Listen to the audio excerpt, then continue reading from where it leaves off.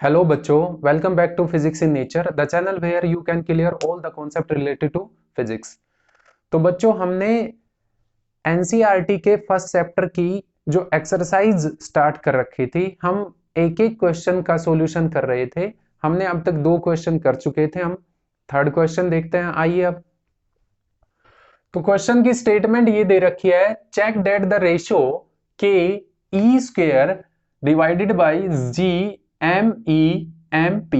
अब देखिए यहां पर एम ई है वो मास ऑफ क्या है, इलेक्ट्रॉन है, और एम पी है मास ऑफ क्या है, प्रोटॉन।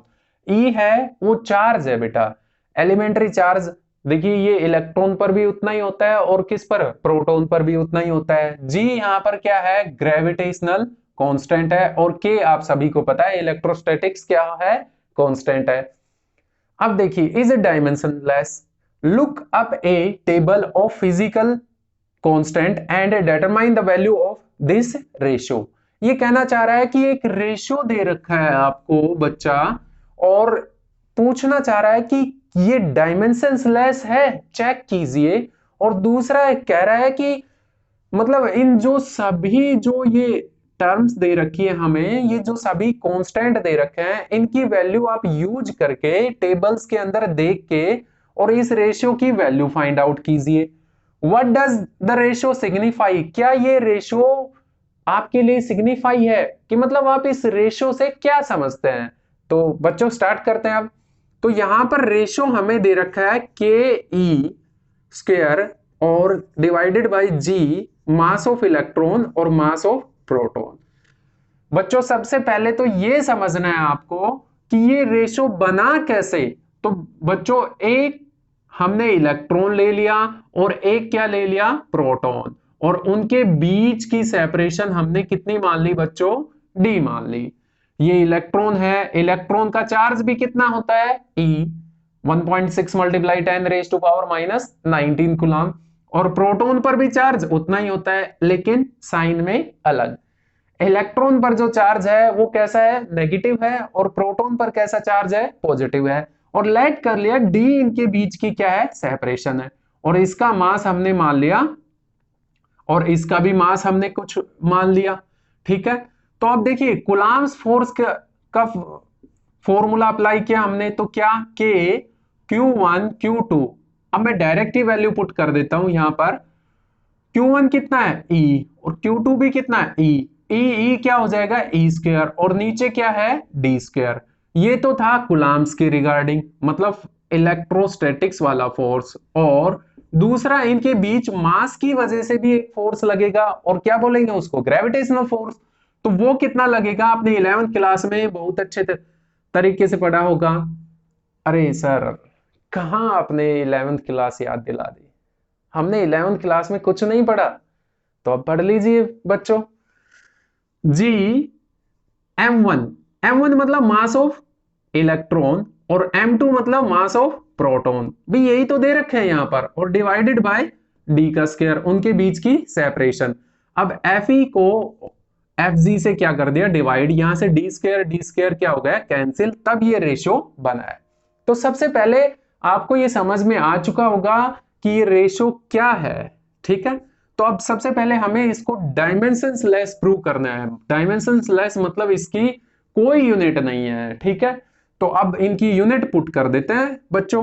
के हमें पता है, के की वैल्यू कितनी होती है, 9 मल्टीप्लाई 10 रेज टू पावर 9, और क्या, न्यूटन मीटर स्क्वायर पर कूलम स्क्वायर। ये के की वैल्यू आ गई हमारे पास। और उसके बाद E की वैल्यू तो आप सभी को पता है, एलिमेंट्री जो चार्ज है, E की वैल्यू तो 1.6 multiply 10 raise to power minus 19 coulomb होती है सर। उसके बाद G की वैल्यू आप सभी को पता है, G की वैल्यू कितनी है, 6.67 multiply 10 raise to power minus 11 newton metre square पर केजी स्क्वायर। और उसके बाद दे रखा है मास ऑफ इलेक्ट्रॉन, और वो कितना होता है, 9.1 multiply 10 raise to power minus 31 KG. और उसके बाद मास ऑफ प्रोटॉन कितना होता है, 1.66 multiply 10 raise to power minus 27। तो बच्चा ये घबराने की आवश्यकता नहीं है, ये सारी वैल्यू आपको पेपर में दी हुई मिलेगी। कभी आप सोचो कि सर ये वैल्यू, और वैसे सभी बच्चों को ये वैल्यू लर्न रहती ही है, ठीक है। सर लर्न करने की तो और भी बहुत सारी चीजें हैं, मैं समझता हूं बच्चा, लेकिन आप इन्हीं को के इनको लर्न करने की आवश्यकता नहीं है, ये पेपर में दी हुई मिलेंगी, और वैसे आप फिजिक्स स्टूडेंट हैं तो ये आपको लर्न होंगी, ठीक है। तो अब देखिए यहां पर सबकी यूनिट मैंने लिखी है, ठीक है, वो यूनिट यहां पर पुट कर देते हैं। के की यूनिट है हमारे पास न्यूटन मीटर स्क्वायर पर कूलम स्क्वायर, ये के की यूनिट दे रखी है। और उसके बाद ई क्या है, चार्ज। देखिए यहां पर ई स्क्वायर है तो मतलब क्या आ जाएगा, कूलम स्क्वायर आ जाएगा। और उसके बाद नीचे जी की यूनिट है न्यूटन मीटर स्क्वायर पर केजी स्क्वायर, ठीक है। और उसके बाद देखिए मास ऑफ इलेक्ट्रॉन, उसकी भी ऐसा यूनिट क्या है, केजी। भाई मास तो किस में होगा, केजी में ही होगा, तो केजी का क्या बन जाएगा यहां पर, स्क्वायर हो जाएगा। तो अब देखिए यहां -2 पावर है, यहां +2 पावर है, कैंसिल हो गई। न्यूटन से न्यूटन कैंसिल, मीटर स्क्वायर से मीटर स्क्वायर कैंसिल, यहां पर -2 पावर है, यहां +2 पावर है, कूलम से ये भी कैंसिल हो जाएगा, और यहां पर कुछ बचेगा ही नहीं। तो यहां पर अब ये यूनिट लेस हो गई, तो इसका मतलब क्या हो गई, डायमेंशन लेस हो गई। क्या बात आपको समझ में आ रही है। न्यूटन एम की पावर भी कितनी आ गई, 0, के की पावर भी 0 बचेगी, और केजी की पावर भी 0, सी की पावर 0, ये डायमेंशन लेस प्रूव हो गई, ठीक है। और इसी के अंदर जब हम वैल्यू पुट करेंगे इस फॉर्मूले के अंदर, तो 9 मल्टीप्लाई, वहां से आप सभी को वैल्यू दे रखी है, 9 मल्टीप्लाई 10⁻⁹ मल्टीप्लाई, देखिए 1.6 मल्टीप्लाई 1.6 मल्टीप्लाई 10⁻⁻, कितना, -19, 10⁻⁻⁻19, ठीक है। देखिए ई स्क्वायर मैं पहले ही बता चुका हूं, ई स्क्वायर का मतलब है ई मल्टीप्लाई ई। अब देखिए यहां पर नीचे वैल्यू पुट करते हैं, 6.67 मल्टीप्लाई 10⁻⁻11 इंटू 9.1, 9 भी आप पुट कर सकते हैं, कोई दिक्कत नहीं। 9.1 मल्टीप्लाई 10⁻31 मल्टीप्लाई क्या आ जाएगा, 1.66 मल्टीप्लाई 10⁻⁻27।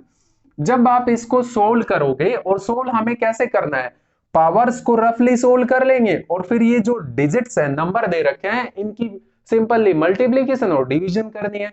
जब आप इनको सोल्व करोगे तो अप्रोक्सीमेट कुछ पावर आएगी 10⁻, पावर्स में भी देखें तो 39 के आसपास, 39, 38 इतने के आसपास आएगी। 39 भी आ सकती है, 10⁻39 भी हो, 38 हो, तो ये आ जाएगी हमारे पास। तो देखिए वो जो फॉर्मूला बना था वो ऐसे बना था, ठीक है, इलेक्ट्रॉन और प्रोटॉन के बीच में ग्रेविटेशनल फोर्स और इलेक्ट्रिक फोर्स का रेशियो। तो इसका मतलब क्या आ गया, अब देखिए एफ ई और ये एफ जी, अरे भाई जब इस एफ जी को उस तरफ लेके जाएंगे तो ये मल्टीप्लाई में हो जाएगा।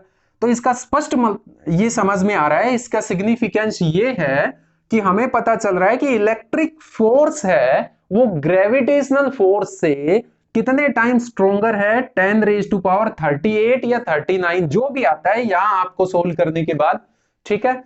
तो ये इसका क्या है, सिग्निफिकेंस है। तो बच्चों ये क्वेश्चन कई स्टूडेंट देखकर घबरा जाते हैं, घबराना नहीं है, ये सारी वैल्यू आपको पेपर के अंदर दी हुई मिलेगी, और वैसे दी नहीं है तो थोड़ी सी वैल्यू है, आप लर्न कर सकते हैं, काफी स्मार्ट स्टूडेंट है आप। आई होप ये आपको समझ में आ गया होगा, ठीक है।